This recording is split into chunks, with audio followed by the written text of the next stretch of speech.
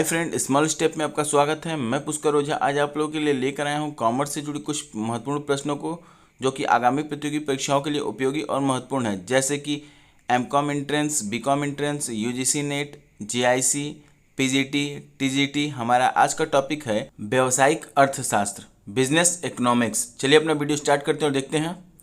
हमारा आज का पहला प्रश्न है, अर्थशास्त्र धन का विज्ञान है।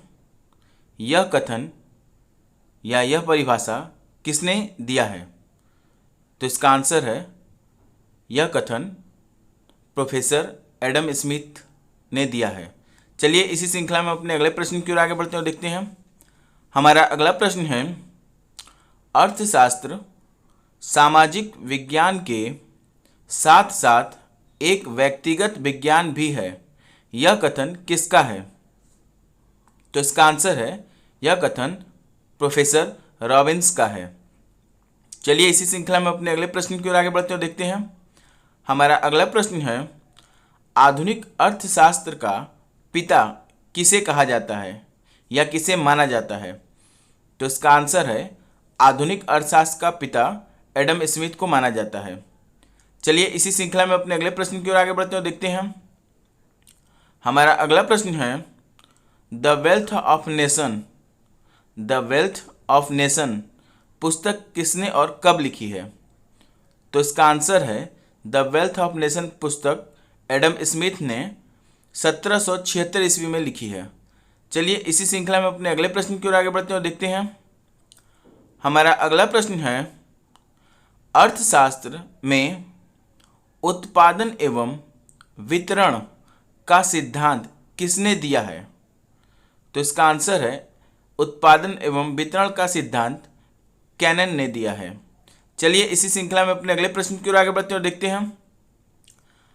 हमारा अगला प्रश्न है, अर्थशास्त्र को राष्ट्रों का धन किसने कहा गया है या किसने संबोधित किया है राष्ट्रों के धन से अर्थशास्त्र को? तो इसका आंसर है, एडम स्मिथ ने। चलिए इसी श्रृंखला में अपने अगले प्रश्न की ओर आगे बढ़ते हैं और देखते हैं। हमारा अगला प्रश्न है, an easy on the nature and significance of economic science पुस्तक किसने और कब लिखी है? तो इसका आंसर है, रॉबिन्स ने 1932 में इस पुस्तक को लिखा है। चलिए इसी श्रृंखला में हम अपने अगले प्रश्न की ओर आगे बढ़ते हैं और देखते हैं। हमारा अगला प्रश्न है, साम्य फर्म के विचार का प्रतिपादन किसने किया है या किसने किया था? तो इसका आंसर है, साम्य फर्म के विचार का प्रतिपादन पिगू ने किया था। चलिए इसी श्रृंखला में अपने अगले प्रश्न की ओर आगे बढ़ते हैं और देखते हैं। हमारा अगला प्रश्न है, अर्थशास्त्र वह विज्ञान है जो साध्यों तथा वैकल्पिक उपयोग वाले सीमित साधनों के संबंध के रूप में मानव व्यवहार का अध्ययन करते हैं। यह कथन किसका है? तो इसका आंसर है, यह कथन रॉबिन्स का है। चलिए इसी श्रृंखला में अपने अगले प्रश्न की ओर आगे बढ़ते हैं और देखते हैं। हमारा अगला प्रश्न है, व्यावसायिक अर्थशास्त्र के क्षेत्र में क्या शामिल नहीं है? तो इसका आंसर है, व्यावसायिक अर्थशास्त्र में लाभांश निर्णयन को शामिल नहीं किया गया है। चलिए इसी श्रृंखला में अपने अगले प्रश्न की ओर आगे बढ़ते हैं और देखते हैं। हमारा अगला प्रश्न है, किसे व्यावसायिक अर्थशास्त्री के नाम से भी जाना जाता है? तो इसका आंसर है, आर्थिक सलाहकार को व्यावसायिक अर्थशास्त्री माना जाता है। चलिए इसी श्रृंखला में अपने अगले प्रश्न की ओर आगे बढ़ते हैं और देखते हैं। हमारा अगला प्रश्न है, तटस्थता वक्र की ढाल पर किसी बिंदु को क्या कहते हैं या किस नाम से संबोधित किया जाता है? तो इसका आंसर है, प्रतिस्थापन की सीमांत दर माना जाता है। चलिए इसी श्रृंखला में अपने अगले प्रश्न की ओर आगे बढ़ते हैं और देखते हैं। हमारा अगला प्रश्न है, अर्थशास्त्र वह विज्ञान है जो धन का अध्ययन करता है। यह परिभाषा किसने दी है? तो इसका आंसर है, यह परिभाषा जेवी से ने दिया है। चलिए इसी श्रृंखला में अपने अगले प्रश्न की ओर आगे बढ़ते हैं और देखते हैं। हमारा अगला प्रश्न है, अर्थशास्त्र धन का विज्ञान है, यह कथन किसने दिया है? तो इसका आंसर है, अर्थशास्त्र धन का विज्ञान है, यह कथन एडम स्मिथ ने दिया है। चलिए इसी श्रृंखला में अपने अगले प्रश्न की ओर आगे बढ़ते हैं और देखते हैं। हमारा अगला प्रश्न है, अर्थशास्त्र उद्देश्यों के प्रति तटस्थ रहता है, यह कथन किसका है? तो इसका आंसर है, यह कथन मार्शल द्वारा प्रतिपादित है, यानी मार्शल ने दिया है। चलिए इसी श्रृंखला में अपने अगले प्रश्न की ओर आगे बढ़ते हैं और देखते हैं। हमारा अगला प्रश्न है, economics theory and operation analysis के लेखक कौन है? तो इसका आंसर है, economics theory and operational analysis के लेखक विलियम जैक बामल हैं। इन्होंने इसका प्रतिपादन 1961 ईस्वी में किया था। चलिए इसी श्रृंखला में अपने अगले प्रश्न की ओर आगे बढ़ते हैं और देखते हैं। हमारा अगला प्रश्न है, वर्ग सन मापदंड किससे संबंधित है?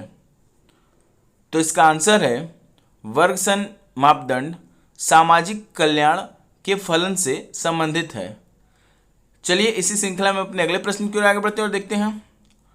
हमारा अगला प्रश्न है, केंद्रीय आर्थिक समस्या की जननी किसे माना जाता है? केंद्रीय आर्थिक समस्या की जननी किसे माना जाता है? तो इसका आंसर है, केंद्रीय आर्थिक समस्या की जननी साधनों का वैकल्पिक उपयोग को माना जाता है। चलिए इसी श्रृंखला में अपने अगले प्रश्न की ओर आगे बढ़ते हैं और देखते हैं। हमारा अगला प्रश्न है, अर्थशास्त्र सिरों के बीच तटस्थ है, यह कथन किसका है? तो इसका आंसर है, यह कथन रॉबिन्सन का है।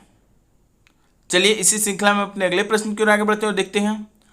हमारा अगला प्रश्न है, व्यावसायिक अर्थशास्त्र का मूलभूत सिद्धांत किसे माना जाता है या किसे माना गया है? तो इसका आंसर है, अवसर लागत को, सम सीमांत लागत को या समय संदर्भ को माना जाता है। चलिए इसी श्रृंखला में अपने अगले प्रश्न की ओर आगे बढ़ते हैं और देखते हैं।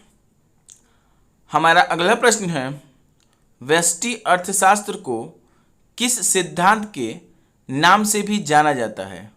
तो इसका आंसर है, व्यष्टि अर्थशास्त्र को मूल सिद्धांत के नाम से भी जाना जाता है। चलिए इसी श्रृंखला में अपने अगले प्रश्न की ओर आगे बढ़ते हैं और देखते हैं। हमारा अगला प्रश्न है, मांग की आड़ी लोच का विचार किस अर्थशास्त्री ने दिया था?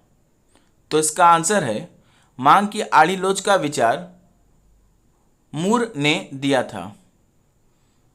चलिए इसी श्रृंखला में हम अपने अगले प्रश्न की ओर आगे बढ़ते हैं और देखते हैं। हमारा अगला प्रश्न है, मांग की आय लोच सस्ती वस्तुओं के संदर्भ में या संबंध में कैसी होगी?